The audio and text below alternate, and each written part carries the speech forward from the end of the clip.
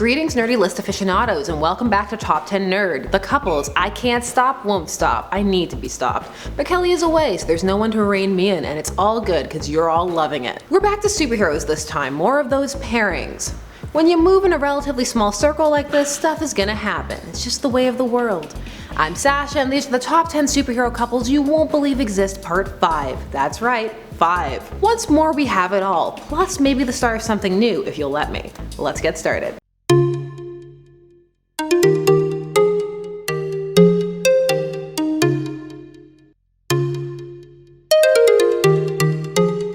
Number 10. Sue Storm and Black Panther. So Black Panther was actually introduced in a Fantastic Four comic, Fantastic Four number 52 in 1966. He's the first African superhero in American comics. So that actress who was Storm and was all like, Storm was here first. Nah fam. Bow to the king. So when Black Panther first met Sue, the sparks flew. She was bathing in the river, which comics and media always like to pretend you can just do without, horrible parasites or fish touching you. And he sees her and is like, noise. And so he gets into the water too, and she's all, Black Panther, hey. And he's like, the invisible woman, Sue Richards. And she's all, cats don't like water. And he's like, but I'm no ordinary cat. And you are no ordinary woman. She's all, thanks. I'm glad someone noticed. Read. And then he asks her, are you married? Because the way you were looking at me, I thought that perhaps. This goes nowhere because it's the 60s and also cheating. But come on now, think about it. Also, this is what I wanted to ask you. Couples that nearly happened, or hookups that nearly happened, because I have tons of these. My mind is a Rolodex of useless hookup knowledge. Let me share this whole new world with you.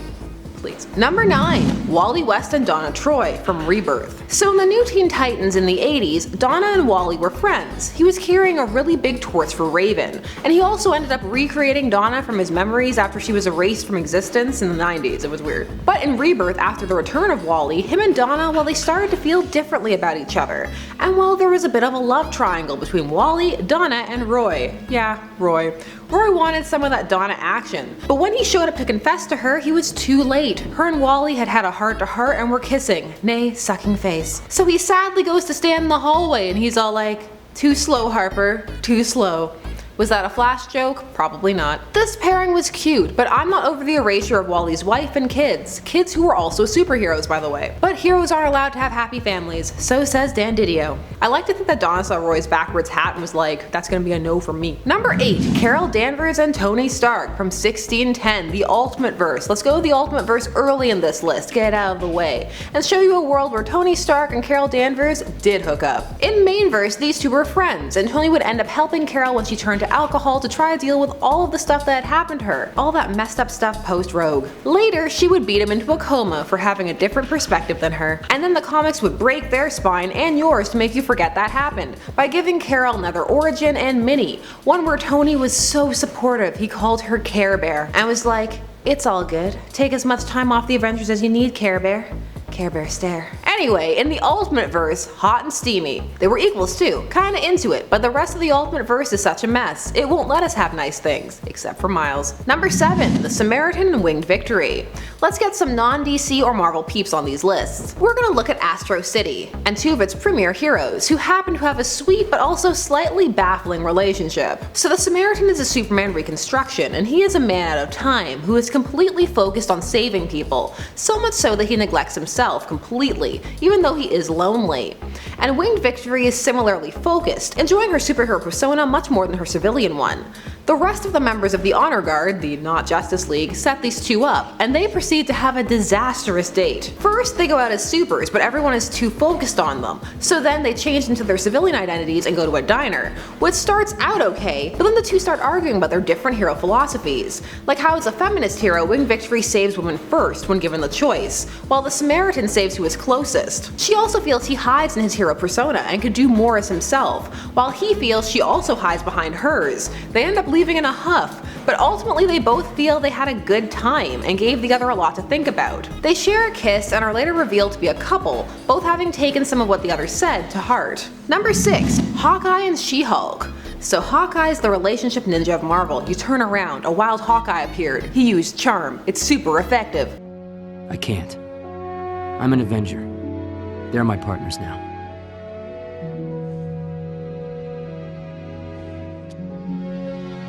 She-Hulk is also known for her relationships, so it seemed inevitable that these two should end up sharing a kiss or two. They do, but it's usually She-Hulk initiating it as either a distraction or a thanks. It's an offer, but not one that either seems to take too seriously. I would take it seriously. Kiss me, Jen. Although she does then throw him after. Is it worth it? Probably. Better than kissing Hawkeye. I'd kiss Tony, even though he has that goatee. Okay, enough. Moving on. Number 5, Carol Danvers and Wonder Man. This was one of the bigger romances for Carol. Poor Wonder Man. Outside of comics, so many people are like, who? He vanished for quite a number of years after his first appearance because of DC. They were kicking up a stink over them having Wonder Woman and Wonder Man being too similar. But when they then introduced Power Girl after Marvel had introduced Power Man, all bets were off. So here's a picture of the two of them making out. She was Ms. Marvel. Fun fact, Wonder Man has the brain patterns used to make Vision, and had a thing for / with Scarlet Witch. Wonder Man and Carol makes sense, but it's a blip for most, and very much part of the let's pretend Carol was never Ms. Marvel campaign going on at Marvel. Side note, I loved her Ms. Marvel costume. Fight me. They have their most prominent thing during the Mighty Avengers. In fact, Ms. Marvel recruits him. This one would fade though, along with Wonder Man for most people. They just keep forgetting about him. But not us. Right guys? Number 4, Wally West 2 and Raven. So this occurred in Rebirth, which presented an interesting conundrum vis-a-vis Wallace West or Wally 2, who had been brought into existence to replace Wally 1, who had been erased because as mentioned, Dan Didio hates him. So Wally West came back in Rebirth, but Wallace was still around, and if he had been erased out of existence for no reason, tables would have been flipped. Some characters will get tables flipped for them and others won't, we all know this. So he was kept around and was on Damian's Titans team as Kid Flash, and him and Raven, their relationship was very cute and sweet. It was a callback to the new Teen Titans, and Wally 1's feelings for Raven. Only this Raven seems more keen to return Wallace's feelings. He's super earnest, he actually says, "Thanks for sweeping me off my feet." And when she does finally kiss him, she's like, "You told me I should take more risks." Aww, kawaii. Number 3, Ant-Man and Jessica Jones. We're talking about Scott Lang here. This occurs during Alias. Now when most people think of Jessica Jones, they think of her and Luke Cage. They got married, they have a daughter, their marriage was a big deal, because you don't see a lot of official interracial couples in the States' media. But early in Alias, which is Jessica Jones' first appearance, she is actually involved with Scott Lang. He really likes her, but it's not the healthiest relationship, as she's still working through a lot of her trauma, not only from the Purple Man, but from the rest of the superhero community who beat her into a coma. So she ended up cheating on him and getting pregnant, and he ended up leaving when he learned that he wasn't the father. These two were just at the wrong time. And also in Alias, her and Cage are friends, and he's the one person she can tell her darkest secret to, that there's a part of her that doesn't hate the Purple Man, even loves him even though she knows it's not real. And he doesn't judge her. That's husband material right there. Number 2, Beast and Dazzler. That's right, Hank McCoy and Dazzler. They had a mini-series team-up comic that was called Beauty and the Beast. So these two were an unlikely pairing that got together after Dazzler had been outed as a mutant, which had tanked her disco career. But Hank found her charming and lovely and vowed to stick by her side as she got back on her feet. These two would have a whirlwind romance, complete with upside-down kiss and dialogue like, "I don't know what I'm doing." One just goes along and does it. And also plenty of action and adventure and kidnapping and all the like. Pew pew. These two would break up because Dazzler realized she was using the romance as an escape from her problems rather than facing them head on. So it wasn't an equal relationship. So real talk, you know lots of why this exists is because they wanted to use this title. Beauty and the Beast. Boom-shh.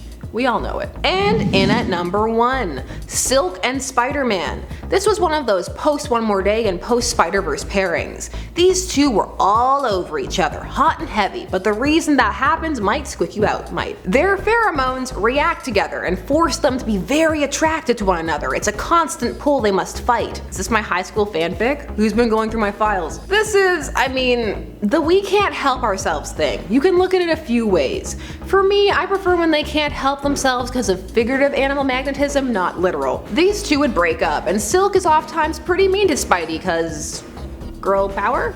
I don't know, she gets real salty at him. She should be salty at the writers. Our pheromones match, my stank matches your stank. Some love these two though and wish they would get back together and view them as endgame. Who's your endgame for Peter?